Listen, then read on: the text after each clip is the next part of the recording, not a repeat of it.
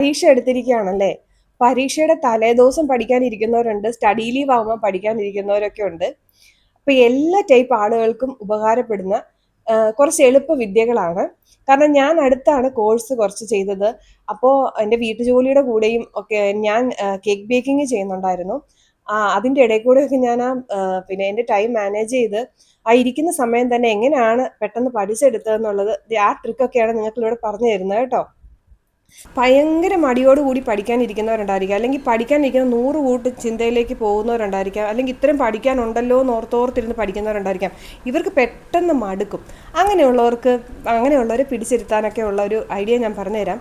പഠിക്കാനിരിക്കുമ്പം ഈ പിന്നെ ഒരു 20 മിനിറ്റിനുള്ളിൽ ഞാൻ 3 ക്വസ്റ്റ്യൻ ആൻസറേ പഠിക്കുന്നുള്ളൂ, അല്ലെങ്കിൽ ഞാൻ 3 പാരഗ്രാഫേ വായിക്കുന്നുള്ളൂ. ഒരു ചാപ്റ്റർ എന്നുള്ളത് വിട്ടിട്ട് നമ്മൾ അതിനെ ചെറുതാക്കി കൊടുക്കുമ്പം പഠിക്കാനുള്ള ഇൻട്രസ്റ്റ് കൂടും. അടുത്ത ടിപ്പ് എന്താണെന്ന് പറയാം. എപ്പോഴും ഒരു ബുക്കും പേനയും വെച്ചിട്ട് പഠിക്കാനിരിക്കുക. വെറുതെ ആ ചാപ്റ്ററിൻ്റെ ഒരു ഹെഡിങ് കൊടുത്തേരെ, നമുക്കത് പിന്നെ ആവശ്യം വരും. പറഞ്ഞു തരാം എന്താണെന്ന്. എന്നിട്ട് നമ്മളിപ്പോൾ വായിക്കുന്ന ആ ഒരു സെൻറ്റൻസ് നമ്മളത് മലയാളവൽക്കരിച്ചാണല്ലോ അതിൻ്റെ അർത്ഥം മനസ്സിലാക്കുന്നത്. അത് നമ്മുടേതായ ഒരു കുഞ്ഞു ഭാഷയിൽ പോയിൻറ്റ്സ് മാത്രം, അതിൽ പ്രധാനപ്പെട്ട ആൾക്കാരുടെ അല്ലെങ്കിൽ പ്രധാനപ്പെട്ട വാക്കുകൾ മാത്രം അവിടെ ഒന്ന് കുറിച്ചിടുക. അങ്ങനെ നമ്മൾ ഓരോ ലൈനും പഠിക്കുമ്പോൾ നമ്മൾ അല്ലെങ്കിൽ എന്താ പറ്റുമെന്ന് പറയാം, നമ്മൾ വായിക്കുന്നുണ്ട്, ഈ വാ അനങ്ങുന്നുണ്ട്, അതിൻ്റെ വ്യായാമം അവിടെ നടക്കുന്നുണ്ട്, സൗണ്ടും കേൾക്കാൻ പറ്റുന്നുണ്ട്, പക്ഷെ ഒരിക്കലും തലച്ചോറിലേക്ക് ചെല്ലില്ല. അവിടെ തലച്ചോറിലൊരു പിക്ചർ പതിയണമെങ്കിൽ നമ്മളത് എഴുതുവാണെങ്കിൽ ഉറപ്പായിട്ട് നമുക്കത് പിന്നീട് വായിക്കുമ്പം ആ ഒരു ഭാഗം എത്തുമ്പോൾ നമ്മൾ എഴുതിയത് ഓർമ്മ വരും. ആ ഒരു എഴുതി വെച്ചിരിക്കുന്ന നമുക്ക് നോട്ടായിട്ട് യൂസ് ചെയ്യാം. അപ്പോൾ നമ്മൾ എന്തായാലും വായിക്കുന്നുണ്ട്, ഈ കൈയും കൂടെ ആ കൂട്ടത്തിലൊന്ന് അനങ്ങിക്കോട്ടെ. അങ്ങനെ നമ്മളൊരു 3 പാരഗ്രാഫ് തീർക്കുമ്പം അത് ഓൾറെഡി നമ്മുടെ മനസ്സിൽ പതിഞ്ഞു കഴിഞ്ഞു. നമ്മളധികം നേരം എടുക്കുകയില്ല. നിങ്ങളവർക്ക് ഇങ്ങനെ പഠിക്കുമ്പോൾ ഭയങ്കരമായിട്ട് ടൈം എടുക്കും, കാരണം വായിക്കണം, എഴുതണം. ഇല്ല, നമ്മൾ ഈ ആവർത്തിച്ചൊരു 10 പ്രാവശ്യം വായിച്ചിട്ടും തലേ കയറാത്തതിലും നല്ലതാണ് ഒരു തവണ വായിക്കുന്നു, അതിൻ്റെ അർത്ഥം മനസ്സിലാക്കുന്നു, മനസ്സിലാക്കിയ അർത്ഥം നമ്മുടേതായ ഭാഷയിൽ എഴുതുന്നു. ഈ എഴുതുന്ന രസകരമായിട്ടും ആക്കാം. ഞാൻ പണ്ട് ചെയ്തിരുന്നൊരു കാര്യം പറയാം. ഞാൻ ഉപയോഗിച്ചതാട്ടോ. പ്രകൃതി കെ സുകുമാർ കവി, സുമിത്രാനന്ദ് പന്ത് എന്ന്. അതായത് ഓരോ കവികൾക്കും ഓരോ പ്രത്യേകതയുണ്ട്. ചിലർ അതുപോലെയുള്ള ഇമോഷണലായിട്ട് റൊമാൻറ്റിക് ആയിട്ടുള്ള കാര്യങ്ങൾ എഴുതുന്നവരായിരിക്കാം, ചിലർ പ്രകൃതിയിലെ കാഴ്ചകളെ വർണ്ണിച്ച് എഴുതുന്നവരൊക്കെ ആയിരിക്കാം. അപ്പം അങ്ങനെയുള്ളവരുടെ ക്വസ്റ്റ്യൻസ് വരും. ആരാണ് ഇങ്ങനെ പ്രേമത്തെക്കുറിച്ച് കൂടുതൽ എഴുതുന്നത്, അല്ലെങ്കിൽ രാഷ്ട്രസ്നേഹമുള്ള കവി ഏതാണ് എങ്ങനെ പ്രകൃതിയെക്കുറിച്ച് എഴുതുന്ന ആരാണ്, അങ്ങനെ ചോദിക്കുമ്പോൾ നമുക്ക് അങ്ങോട്ടും ഇങ്ങോട്ടും മാറിപ്പോയിരിക്കാനായിട്ട് നമുക്ക് കണക്ട് ചെയ്യുന്ന എങ്ങനെയാണെന്ന് ഞാൻ പറഞ്ഞുതരാം. പ്രകൃതി കെ സുകുമാർ കവി, സുമിത്രാനന്ദ് പന്ത്, ഇതാണ്. അപ്പം ഞാൻ മനസ്സിലെന്ത് ചിന്തിച്ചു എന്നറിയാമോ? ഇത് ഒരു തവണ വായിച്ചു. എന്നിട്ട് ഞാൻ ഈ പന്തെന്നുള്ളത്, നമ്മൾ ബോൾ കളിക്കുകയാണേ. അപ്പോൾ പ്രകൃതി എന്ന് പറയുമ്പോൾ നമുക്ക് എപ്പോഴും മനസ്സിൽ വരുന്നത് എന്താ? ഒരു ഫോറസ്റ്റ് അല്ലെങ്കിൽ ചെറിയ കാട്. അപ്പം ഈ പന്ത് കുറ്റിക്കാട്ടിലേക്ക് പോവുക കളിച്ചുകൊണ്ടിരുന്നപ്പം. അപ്പോൾ ആ ചെടികൾക്കിടയിലേക്ക് പോകുന്നു. അപ്പം ചെടികളെന്ന് പറയുന്നത് പ്രകൃതിയുടെ ഭാഗമാണല്ലോ. അപ്പോൾ ഇങ്ങനെ എപ്പോഴും ചിന്തിച്ച് പഠിക്കുന്നതുകൊണ്ട് എപ്പോൾ ചോദിച്ചാലും പ്രകൃതിക്ക് സുകുമാർ കവി സുമിത്രാനന്ദ് പന്ത്. കാരണം സുമിത്രാനന്ദ് പന്ത് എന്നുള്ള പേരെനിക്ക് നല്ലപോലെ അറിയാം, പക്ഷേ അദ്ദേഹം പിന്നെ പ്രേമ കാവ്യങ്ങൾ എഴുതിയ ആളാണോ, രാഷ്ട്രീയപരമായിട്ടുള്ള രാഷ്ട്രസ്നേഹത്തെക്കുറിച്ച് എഴുതിയ ആളാണോ എന്നൊരു കൺഫ്യൂഷൻ അവിടെ വരികയല്ലേ. ഇപ്പോൾ പ്രകൃതിയുമായിട്ട് ബന്ധപ്പെടുത്തി ഞാൻ ചിന്തിച്ചത് കൊണ്ട് ഇപ്പോൾ ഈ ട്രിക്ക് നിങ്ങൾക്ക് മനസ്സിലായില്ലേ? നമുക്ക് പ്രിയപ്പെട്ടതോ ഇഷ്ടപ്പെട്ടതോ ആയ കാര്യങ്ങളുമായിട്ട് കണക്ട് ചെയ്ത് വാക്കുകൾ, അതായത് ഇപ്പോൾ സയൻസ് ബയോളജി ഒക്കെ പഠിക്കുമ്പോൾ ചില ബാക്ടീരിയകളുടെ പേരും കാര്യങ്ങളും നമുക്ക് അവരുടെ പ്രവൃത്തിയെയും അവരുടെ ആ പേരിനെയും തമ്മിൽ എന്തെങ്കിലും തരത്തിൽ കണക്ട് ചെയ്യുക, ഇല്ല അവരുടെ പേരിനൊരു രസകരമായ അർത്ഥം നമ്മൾ തന്നെ കണ്ടെത്തുക. ഒരിക്കലും മറക്കുകയില്ല അങ്ങനെ ആകുമ്പോൾ. അല്ലെങ്കിൽ ഈ ബയോളജി ബോട്ടണിയിലൊക്കെ കയറി കഴിഞ്ഞാൽ എല്ലാം നമുക്ക് എല്ലാം ഒരുപോലെ തോന്നും, ഏതാണ്ട് ചെറിയ വ്യത്യാസമേ കാണുള്ളൂ. അപ്പം നിങ്ങളിങ്ങനെ കണക്ട് ചെയ്ത് പഠിക്കാൻ നമ്മൾ ഒരിക്കലും മറക്കുകയില്ല, എത്ര വർഷം ചെന്നാലും മറക്കുകയില്ല. ഞങ്ങളുടെ കാലഘട്ടത്തിൽ ഒരു ഭയങ്കര ഫേമസ് ആയിട്ടുള്ളൊരു പാൽപ്പൊടി ഉണ്ടായിരുന്നു, ഈ ലാക്ടോജൻ എന്ന് പറയുന്ന ഒരു പാൽപ്പൊടി, അനിൽ സ്പ്രേ, അങ്ങനെ കുറേ പാൽപ്പൊടികൾ ഫേമസ്. അപ്പോൾ നമ്മുടെ വീട്ടിൽ ഇത് മേടിച്ച കുട്ടികളൊക്കെ ഇത് വാരി തിന്നിട്ടുള്ളവരാണ്. അപ്പം ഞങ്ങളുടെ ഒരു ടീച്ചർ പഠിപ്പിക്കാൻ നേരത്ത് ഞങ്ങളോട് ചോദിച്ചു, നിങ്ങളല്ല ആദ്യം ഇപ്പോൾ ചോദിച്ചു, പാലിൻ്റെ ഗുണമേന്മ അളക്കുന്നതെന്ന് തോന്നുന്നു, അളക്കുന്ന ആ ഒരു വസ്തുവിന് പറയുന്ന പേരെന്താണ്? നമുക്കറിയത്തില്ല. പോരാത്തിന് ബാക്ക് ബെഞ്ചറാണ്ട് ഇത് കേട്ടിരിക്കാൻ ഞങ്ങൾ കുറേ പേര് ഇങ്ങനെ മുഷിഞ്ഞിരിക്കുകയാണ്. അപ്പോൾ ഞങ്ങളോട് എല്ലാവരും ചോദിച്ചു, നിങ്ങൾ ലാക്ടോജൻ കഴിച്ചിട്ടുണ്ടോ, അതിട്ട് പാല് കുടിച്ചിട്ടുണ്ടോ, അത് പാലാക്കി കുടിച്ചിട്ടുണ്ടോ എന്നൊക്കെ ചോദിച്ചു. അപ്പം നമ്മൾ ഉറങ്ങിക്കിടന്ന കുട്ടികളും ഒന്ന് ഉണർന്നു, അതായത് ക്ലാസ്സിൽ ഉറങ്ങിയിരിക്കുന്നവരും ഒന്ന് ഉണർന്നു. ആ ലാക്ടോജൻ എന്നുള്ള പേര് വന്നപ്പോൾ നമുക്ക് ഫെമിലിയർ ആയിട്ടുള്ള പേരുമായിട്ട് കണക്ട് ചെയ്തുകൊണ്ട് ലാക്ടോമീറ്റർ എന്ന്, അതായത് പാലിൻ്റെ ഗുണമേന്മ അളക്കാനായിട്ട് ഉപയോഗിക്കുന്ന ലാക്ടോമീറ്റർ എന്ന സാധനത്തിൻ്റെ പേര് ഞാൻ ഒരിക്കലും മറക്കില്ല. ചെറിയ ക്ലാസ്, എനിക്കൊന്ന് 9th മറ്റോ ആണെന്ന് തോന്നുന്നു പഠിച്ചത്. പക്ഷെ ഞാൻ ഒരിക്കലും തെറ്റിക്കത്തും ഇല്ലാതെ എവിടെ ചോദ്യം വന്നാലും ഞാൻ എഴുതും. ഞാൻ ഭയങ്കര പഠിപ്പിയായിട്ടുള്ള ആളല്ല, പക്ഷേ ടീച്ചർ അങ്ങനെ പറഞ്ഞുകൊണ്ട് എനിക്കത് ഭയങ്കരമായിട്ട് കണക്ട് ചെയ്യുന്നുണ്ട്, ഭയങ്കരമായിട്ട് ഓർക്കാൻ പറ്റുന്നുണ്ട്. അപ്പം നമ്മൾ എപ്പോഴും കണക്ട് ചെയ്ത് പഠിക്കുക.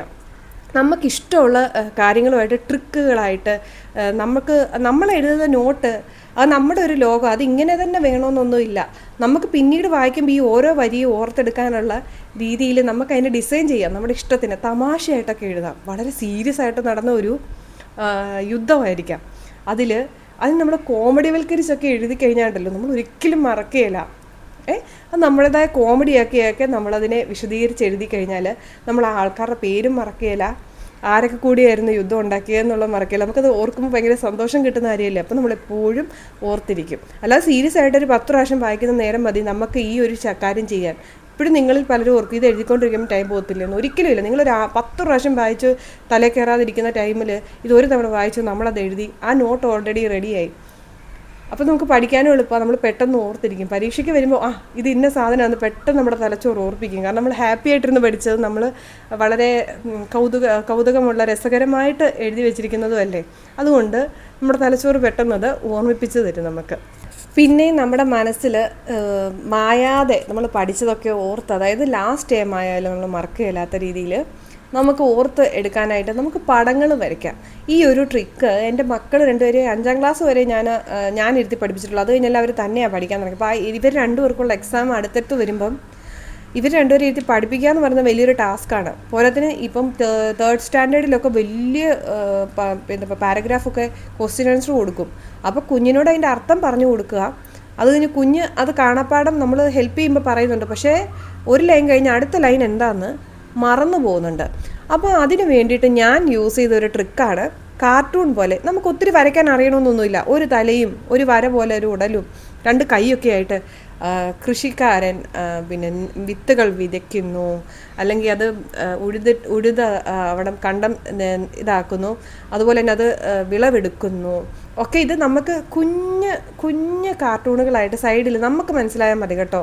അതിന് വരയ്ക്കാൻ ഭയങ്കര ഇത് വേണമെന്നൊന്നുമില്ല. നമ്മുടേതായ ഭാഷയിൽ വരയ്ക്കുക. ഒരാൾ കുറേ പേര് സമരത്തിന് വന്നു, ബ്രിട്ടീഷുകാരവരെ ഇങ്ങനെ ചെയ്തു, അപ്പോൾ നമ്മൾ ഇപ്പുറത്തും അപ്പുറത്തും ഓരോ കുത്തുകുത്തി ചെറുതായിട്ടൊക്കെ വരച്ചിട്ട്, അപ്പോൾ നമുക്കിത് പഠിക്കുന്നതിൻ്റെ ഇടയ്ക്ക് ഈ വായിക്കുന്നതിൻ്റെ ഇടയ്ക്ക് വെറുതെ നിങ്ങൾ പിന്നെ പേപ്പറിൽ വരച്ചുകൊണ്ടിരുന്ന് പഠിച്ചാലും ഉണ്ടല്ലോ ഓർക്കും. ഇവിടെ എന്ത് പ്രോസസ്സാണ് നടക്കുന്നതെന്നറിയാമോ? നമ്മൾ പഠിക്കുന്ന കാര്യം ഈ മെഷീനിലേക്ക്, ഈ ഫാക്ടറിയിലേക്ക് ചെന്നിട്ട് അത് ചിത്രമായിട്ട് പുറത്തേക്ക് വരുന്ന സമയത്ത് ഇതിവിടെ പതിയണമല്ലോ.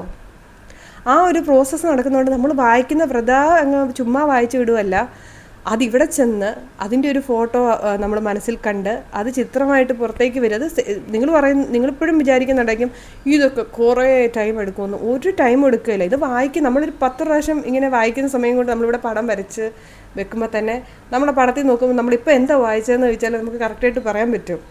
എൻ്റെ മോളൊക്കെ ഇപ്പോൾ പരീക്ഷിക്കുന്ന ഒരു ടിപ്പ് കൂടെ നിങ്ങൾക്ക് ഞാൻ പറഞ്ഞുതരാം.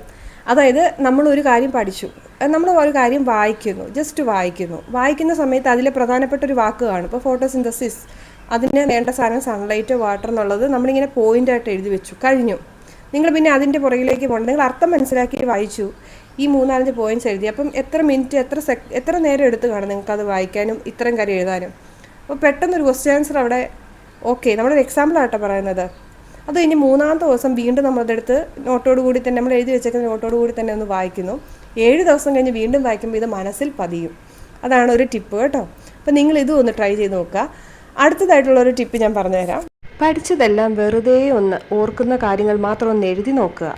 നിങ്ങൾ പിന്നെ ഇതിനു വേണ്ടി ചെറിയ ചെറിയ പോയിൻറ്റ്സുകൾ ഓരോ പേജിലും ഓരോ ക്വസ്റ്റ്യൻ ആൻസറിൻ്റെയും മെയിൻ പോയിൻറ്റ്സ് എഴുതി വെക്കുമല്ലോ.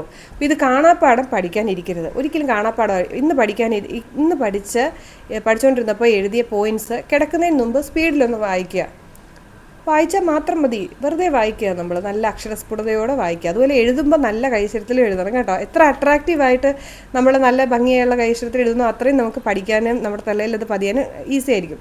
അപ്പോൾ നമ്മൾ കിടക്കുന്നതിന് മുമ്പ് ജസ്റ്റ് ഇന്ന് പഠിച്ചത് പോയിൻറ്റ്സ് 1-2 അത് ഓടിച്ചിട്ട് വായിക്കുന്നു. പിറ്റേ ദിവസവും നമ്മൾ പഠിക്കുന്നു. അപ്പം ഇന്നലെ പഠിച്ചതും കൂടെ ചേർത്തുള്ള പോയിൻറ്റ്സ് വീണ്ടും നമ്മൾ വായിക്കുന്നു. അപ്പോൾ ഇന്നലെ പഠിച്ച പോയിൻറ്റ്സ് ഓൾറെഡി നമ്മൾ 2 തവണ റിപ്പീറ്റ് ആക്കി. പെട്ടെന്ന് വായിക്കുക. അത് എന്നാ സമയം എടുക്കുമോ? ഒരു 5 മിനിറ്റ് എടുക്കുമോ? ഇല്ല. അന്നേരത്തേനും അടുത്ത ദിവസം വീണ്ടും ഇന്നലെ പഠിച്ചതും മിനിഞ്ഞാന്ന് പഠിച്ചതും എല്ലാം കൂടെ നമ്മൾ ഒന്നുകൂടെ ഇന്ന് പോയിൻറ്റ്സ് മാത്രം ജസ്റ്റ് ഒന്ന് വായിക്കുന്നത്. ഞാനിത് കേറ്ററ്റ് എക്സാമിൻ്റെ സമയത്ത് ചെയ്തിട്ടുള്ളതാണ്. കാരണം ഞാൻ അടുക്കളയിൽ നിന്ന് ക്ലാസ് കേൾക്കുമായിരുന്നു, ഹെഡ്ഫോൺ വെച്ച് ക്ലാസ് കേട്ടിട്ട് അതിൻ്റെ ഇമ്പോർട്ടൻറ്റ് പോയിൻറ്റ്സ് മാത്രം നോട്ട് ചെയ്യാൻ നേരത്ത് ടേബിളിൽ വന്ന് നോട്ട് എഴുതുള്ളൂ. കാരണം എനിക്ക് അടുക്കള പണി കൂടെ നടക്കണമല്ലോ. അപ്പോൾ ഞാൻ ആ പോയിൻറ്റ്സ് എഴുതി വെക്കും. പക്ഷേ ആ പോയിൻറ്റ്സ് അന്നേരം പഠിക്കാനൊന്നും എനിക്ക് ടൈം കിട്ടുകയില്ല. അപ്പോൾ ഞാൻ രാത്രി ചുമ്മാ ഒന്ന് വായിക്കും. അതായത് നമ്മൾ ഇപ്പം ബൈബിളും ഖുറാനും ഒക്കെ നമ്മൾ അമ്മയുടെ ഒക്കെ കൂടെ പ്രാർത്ഥിക്കാനിരിക്കുന്ന പിള്ളേർക്കറിയാം. നമ്മൾ അതിൻ്റെ അർത്ഥം ഓർത്തിട്ടായിരിക്കില്ല ചിലപ്പോൾ നമുക്ക് ക്ഷീണം കൊണ്ടൊക്കെ നമ്മൾ പെട്ടെന്നൊന്ന് വായിച്ചു വിടും അല്ലേ, പെട്ടെന്നാണ് വായിച്ചു വിടുന്നത്. അങ്ങനെ വായിച്ചായിരിക്കും നമ്മൾ പലതും ഇങ്ങനെ സ്പീഡിൽ പ്രാർത്ഥിക്കാനൊക്കെ പഠിച്ചേക്കുന്നത്. നമ്മുടെ പ്രാർത്ഥന കേട്ടറിയാം എന്നാ പടപടപടാന്ന് അങ്ങ് പോകുന്നത്. കാരണം എന്താ വെച്ചാൽ നമ്മൾ എന്നും കേട്ട് എന്നും വായിച്ച കാര്യം നമ്മൾ പിന്നെ റിപ്പീറ്റ് ചെയ്യുക, അല്ലാതെ ഇതിൻ്റെ അകത്ത് അർത്ഥം ഉൾക്കൊണ്ടല്ലായിരിക്കും ചിലപ്പോൾ എപ്പോഴും നമ്മൾ പ്രാർത്ഥിക്കുന്നത്. പക്ഷേ എന്ന് പറഞ്ഞ പോലെ ഇതെല്ലാ ദിവസവും റിപ്പീറ്റ് ചെയ്തുണ്ടല്ലോ നമ്മുടെ നാവിൻ തുമ്പത്ത് നിൽക്കുക. ഇപ്പം നിങ്ങളുടെ ഏതെങ്കിലും പ്രാർത്ഥനയുടെ ഒരു അറ്റം കേട്ടാൽ അടുത്ത് വരും. അതിപ്പോൾ സംസ്കൃതമാണെങ്കിലും അറബി ആണെങ്കിലും നിങ്ങളുടെ ഏതെങ്കിലും ഒരു പ്രാർത്ഥനയുടെ ഒരു ശകലം കേട്ട് കഴിഞ്ഞാൽ ബാക്കി നിങ്ങളുടെ വായിലേക്ക് വരുന്നത് നിങ്ങൾ അതിൽ അതീവ പാണ്ഡിത്യം ഉള്ളതുകൊണ്ടല്ല, ഈ റിപ്പീറ്റേഷൻ എന്നൊരു മാജിക്കിലൂടെ നിങ്ങൾക്കത് തലയിലോട്ട് വന്നേക്കാം. അപ്പം നിങ്ങൾ ആ പോയിൻറ്റ്സ് എഴുതിയത് ചുമ്മാ വായിച്ചാൽ മതി. എല്ലാ ദിവസവും ഒന്ന് റിപ്പീറ്റ് ചെയ്ത് 5 മിനിറ്റ്. നിങ്ങൾക്ക് ഭയങ്കര മടിയാണേ, നിങ്ങൾക്ക് ഇഷ്ടവുമില്ല, സമ്മതിച്ചു. പക്ഷെ നിങ്ങൾ ചുമ്മാ ഒന്ന് വായിച്ചേ. അത് നമുക്ക് എവിടെയാണ് ക്വസ്റ്റ്യൻ കണ്ടാലും പെട്ടെന്ന് ഫോട്ടോ എടുത്ത് വെച്ചേക്കുന്ന പോലെ അതിൻ്റെ ഉത്തരം വരും. അത് എനിക്ക് കേറ്ററ്റിന് ഒത്തിരി സഹായിച്ചതാണ് ആ ഒരു ട്രിക്ക്. ഞാൻ അതിൻ്റെ കുറേ ഇപ്പോഴും ആ നോട്ട്സ് സൂക്ഷിച്ച് വെച്ചേക്കാം. എനിക്ക് അത്ര പ്രിയപ്പെട്ടതാണ് ആ നോട്ട്സ്. കാരണം ആ നോട്ട്സ് അങ്ങനെ എഴുതി അങ്ങനെ വായിച്ചുകൊണ്ട് ഈ പിന്നെ കേറ്ററ്റ് എക്സാമിന് തിരിച്ചും മറിച്ചും നമുക്ക് അങ്ങോട്ടും ഇങ്ങോട്ട് തെറ്റിപ്പോകാനൊക്കെ ചാൻസ് ഉള്ള ക്വസ്റ്റ്യൻ ആൻസറൊക്കെ എനിക്ക് പെട്ടെന്ന് അതിൻ്റെ ഉത്തരം കിട്ടി. അതുപോലെ ഞാനിങ്ങനെ തമാശ രൂപേണയൊക്കെ അതിനകത്ത് ഇങ്ങനെ ഒത്തിരി സൈക്കാട്രിസ്റ്റുകളുടെയും സൈക്കോളജിസ്റ്റുകളുടെയൊക്കെ പേരുകൾ വരുന്നുണ്ട്. അപ്പോൾ അതൊക്കെ ഞാൻ ഓരോ ട്രിക്ക് ഉപയോഗിച്ച് അവരൊക്കെ അത് കണ്ടാൽ എന്നെ തല്ലും. അതുപോലത്തെ എൻ്റേതായ ഭാഷയിൽ എന്തെങ്കിലും തമാശകളൊക്കെ വെച്ചിട്ടാണ് എഴുതിയിട്ടുള്ളത്. അപ്പോൾ ഇങ്ങനെയൊക്കെ നിങ്ങൾ ചെയ്യുക. എല്ലാം തലച്ചോറിൻ്റെ മായാജാലങ്ങളാണ്. എന്തുകൊണ്ട് നമുക്ക് സ്ക്രോൾ ചെയ്ത് പോകുമ്പം നമ്മളുമായിട്ട് ഒരു ബന്ധമില്ലാത്ത വീഡിയോസ് ആണെങ്കിലും ഒരു കുക്കിംഗ് വീഡിയോ ആണെങ്കിലും കണ്ടിരിക്കാൻ തോന്നുന്നത് അത് രസകരമായിട്ട് നമുക്ക് തോന്നുന്നതുകൊണ്ടാണ്. ഇപ്പോൾ ഒരു ബുക്കിൻ്റെ അകത്ത് എങ്ങനെയാണ് ബിരിയാണി ഉണ്ടാക്കുക അതിൻ്റെ അളവുകൾ എഴുതി വെച്ചാൽ നമുക്ക് വായിക്കാൻ ഒട്ടും ഇഷ്ടം ഉണ്ടാകത്തില്ല. അത് വായിച്ചാലും നമുക്ക് എങ്ങനെയാണ് ഒരു ബിരിയാണി ഉണ്ടാക്കുന്നതെന്ന് അറിയാൻ ഇഷ്ടം ഉണ്ടായിരിക്കില്ല. അപ്പോൾ നിങ്ങൾ പഠിക്കുന്ന ഭാഗങ്ങൾ ഇപ്പോൾ നിങ്ങൾ ഒരു പിന്നെ എന്താ പറയുക, ഞാൻ നേരത്തെ പറഞ്ഞ തന്നെ ഉദാഹരണമാണ് ഫോട്ടോസിന്തസിസ്. ഇതിൻ്റെയൊക്കെ നിങ്ങൾക്ക് ഞാനൊരു എക്സാമ്പിളായിട്ട് പറയാം എല്ലാവർക്കും കണക്ട് ചെയ്യാനായിട്ട്. എങ്ങനെയാണ് അത് നടക്കുന്നത്, അല്ലെങ്കിൽ ഒരു ചെറിയൊരു വിത്ത് എങ്ങനെയാണ് മുളച്ച് വരുന്നത്, അതിൻ്റെ എല്ലാം വീഡിയോസ് നമുക്ക് കിട്ടും അല്ലേ. അതൊക്കെ നമുക്ക് കണ്ടും വേണമെങ്കിൽ പഠിക്കാം. അതാകുമ്പോൾ നമ്മുടെ മനസ്സിൽ നമുക്ക് ഒട്ടും നമുക്ക് കവർ ചെയ്യാൻ പറ്റാത്ത ചാപ്റ്റേഴ്സൊക്കെ വീഡിയോസായിട്ട് എക്സ്പ്ലനേഷൻ ഉണ്ടോ എന്ന് നമുക്കൊന്ന് സെർച്ച് ചെയ്ത് അതൊന്ന് കണ്ടു പഠിക്കുന്നതും നമ്മുടെ തലച്ചോറിൽ ഓർമ്മ നിൽക്കാൻ ഒരുപാട് സഹായിക്കും കേട്ടോ. നമ്മൾ ഒരു ദിവസം എത്ര വീഡിയോസ് സ്ക്രോൾ ചെയ്ത് പോകുന്നു, അതിന് നമ്മൾ മനസ്സ് പിടിച്ചിരുന്നത് അത് രസകരമായിട്ടിരിക്കുന്ന ഒരു കാര്യമായതുകൊണ്ടാണ്. നമ്മുടെ പഠനവും അതുപോലെ രസകരമായിട്ടുള്ളതാണെങ്കിലുണ്ടല്ലോ നമുക്ക് ഓർത്തിരിക്കാൻ പറ്റും. ബാഹുബലിയുടെ മൂവി ഇറങ്ങുമ്പോൾ എൻ്റെ കുട്ടികളൊക്കെ ചെറുതാണ്, പക്ഷെ അവരോട് ഇപ്പോഴും അതിൻ്റെ കഥ ചോദിച്ചാൽ അറിയാം. എന്തുകൊണ്ടാണ് അത് അത്ര നല്ല രീതിയിലാണ് കഥ പറഞ്ഞിരുന്നത്. അല്ലാതെ അവർ മനുഷ്യൻ വന്ന ആ കഥ പറഞ്ഞെങ്കിൽ ഞാൻ ഇത്രയും കഥാപാത്രങ്ങൾ നമ്മളെങ്ങനെ ഓർക്കും, നമുക്കെങ്ങനെയും മനസ്സിലാവും. അത് ചിത്രീകരിച്ചേക്കുന്ന അത്ര നല്ല രസമായിട്ടായതുകൊണ്ടാണ്. അതുകൊണ്ടാണ് ഞാൻ പറഞ്ഞ പടമൊക്കെ വരച്ച് കാർട്ടൂണൊക്കെ ആക്കി പഠിച്ചോളൂ, നിങ്ങൾക്ക് പെട്ടെന്ന് ഓർമ്മയിൽ നിൽക്കും. എനിക്കറിയാവുന്ന ടിപ്സുകൾ ഏതെങ്കിലും കാര്യങ്ങളിലൊക്കെ ഉണ്ടെങ്കിൽ വീണ്ടും ഞാൻ നിങ്ങൾക്ക് വീഡിയോസായിട്ട് കൊണ്ടുവന്നിടാം. ഇതെന്തായാലും നിങ്ങളെല്ലാവരും ഒന്ന് ട്രൈ ചെയ്യണം. ഇപ്പോൾ പരീക്ഷ എഴുതാൻ പോകുന്ന എല്ലാ കുട്ടികൾക്കും ഓൾ ദി ബെസ്റ്റ്. എല്ലാവർക്കും ആൻസേഴ്സൊക്കെ ഓർമ്മ കിട്ടട്ടെ, നല്ല മാർക്കോടുകൂടി ജയിക്കാൻ പറ്റട്ടെ. അപ്പോൾ വീട്ടമ്മമാരായിട്ട് പഠിക്കാനിരിക്കുന്ന എൻ്റെ സഹോദരങ്ങൾക്കും ഇതെല്ലാം ഉപകാരപ്പെടട്ടെ കേട്ടോ. അപ്പോൾ അടുത്തൊരു നല്ല വീഡിയോ ആയിട്ട് ഞാൻ വീണ്ടും വരാം. എൻ്റെ ചാനലിൽ ഹാൻഡ് റൈറ്റിംഗ് എങ്ങനെ നന്നാക്കാം എന്നൊക്കെ വീഡിയോസ് കിടപ്പുണ്ട്. അപ്പോൾ എല്ലാവരും നോക്കുക. കുറച്ച് മോട്ടിവേഷനായിട്ടുള്ള അല്ലാത്ത വീഡിയോസും ഉണ്ട്. അപ്പോൾ നിങ്ങൾക്ക് ഉപകാരപ്പെടുന്ന വീഡിയോസ് ഏതാണെന്ന് വെച്ചാൽ സെലക്ട് ചെയ്ത് കാണണം. Thank you so much.